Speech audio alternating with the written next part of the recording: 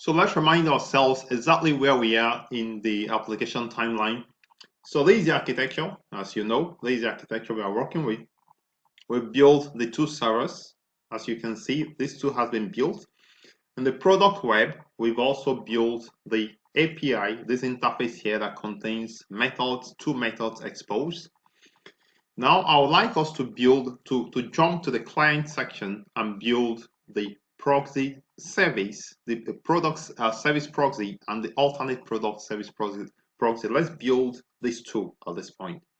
Again, if you are joining me for the first time, please subscribe by hitting on the subscribe button below so that you don't miss an update. And if you have any challenges whatsoever following these lessons, please let me know. I'm going to help you because this can be challenging. I know that, but let's not give up because that is how programming is. You meet challenges, you meet bugs, you solve them, and you continue moving. All right, so I'm going to kind of restore this to size, and let's get back here. So we've completed building the API, remember? So let's move on to the next part, which is part two. Part two, I called it part two, but it's actually is not the way it's arranged in the video is different from the way it's arranged on the website. So at this point, we are going to create the Feign clients, the two Feign clients, this two Feign clients, which is called ProductServiceProxy and ProductAlternateServiceProxy. So these are two clients that connect to the two servers. If you want to go to server one, you're going to go through the ProductServiceProxy.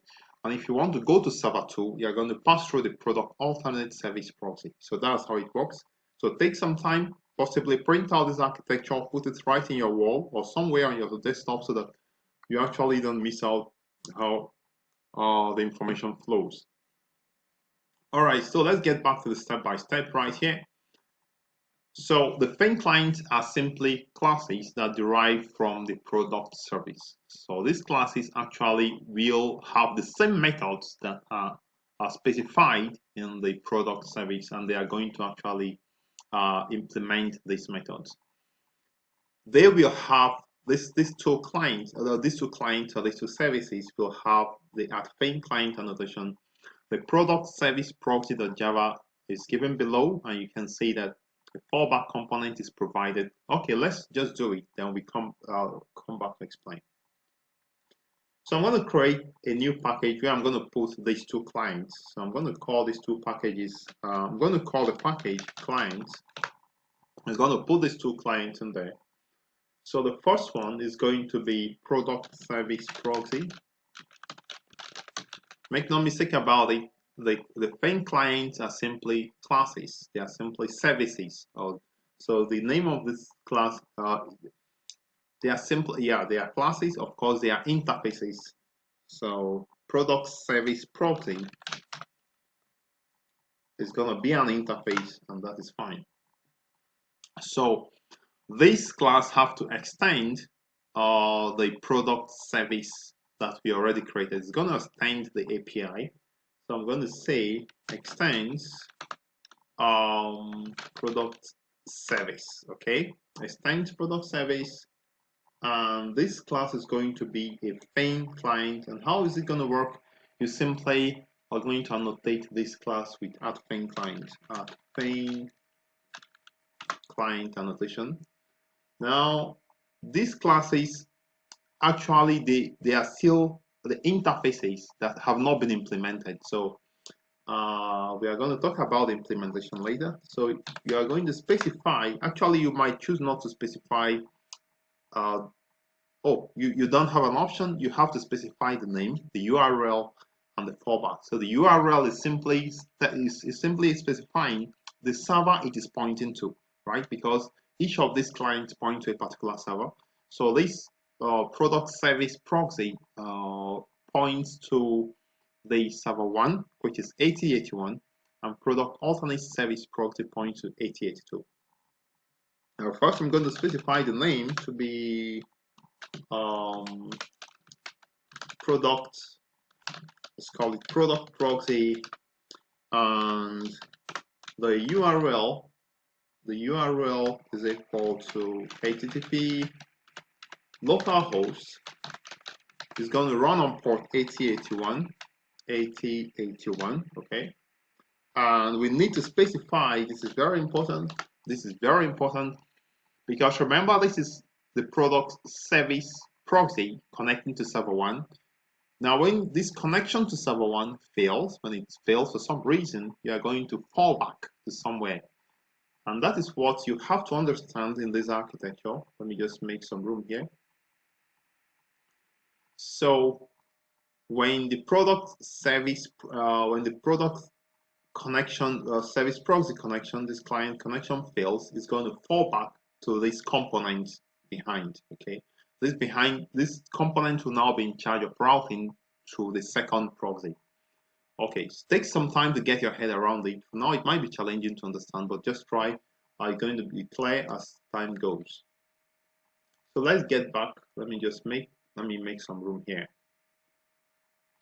All right, so we need to specify the fallback. Fallback is equal to, you specify the component that is the fallback is going to get to.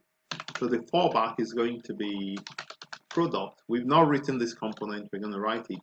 Product server proxy, sorry, product alternate server component dot class.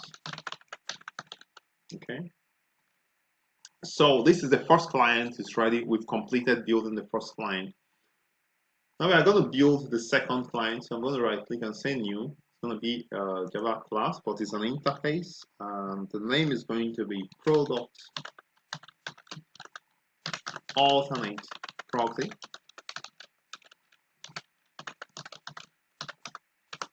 Alright, so this interface, just like the first one, is going to extend the product service. Okay, basically it's going to have the same method as we have in the product service. So I'm going to say extends product service. Alright, it's going to have the same signature in terms of the Feign client annotation, but it's not going to have a fallback, because this is the fallback proxy. When something happens in the first one, this is a fallback proxy. So we are not specifying any more fallback, because we only have two. So we are not falling back anymore. When it fails here, it's done. So later on, we are going to go deeper and see how we can specify more fallbacks. But for now, we are having two, and the same principle applies even if you have more servers in your architecture. So I'm going to say Feign client, and we're going to specify name is equal to product alternate proxy, and we specify the URL. Now the URL to the second server this time. So http / localhost, and it's running at port 8082, right? So the first one runs at port 8081, this one runs at port 8082. So see how they connect to the servers. This is the actual code that creates the connection. The architecture, you see an arrow point drawing from that place to the server, but this is the actual way they create the connection. You need to specify the URL of the server. That is what makes the connection to the server. And it's running at port 8082. Okay, so this is all you have to do at this point. So we have our two clients created and they are working. For now, we cannot really test it because we've not created the component, the fallback component that is now going to reroute the traffic. So I'm going to stop here for now, and we are going to be moving on to part 5, where we are going to now build the component, which is something really very interesting. I remain Client on the Tech Pro. I would like to recommend you remember to subscribe by clicking on the subscribe button. If you have any challenges whatsoever in this lesson, please let me know by leaving a comment, and I'm going to help you.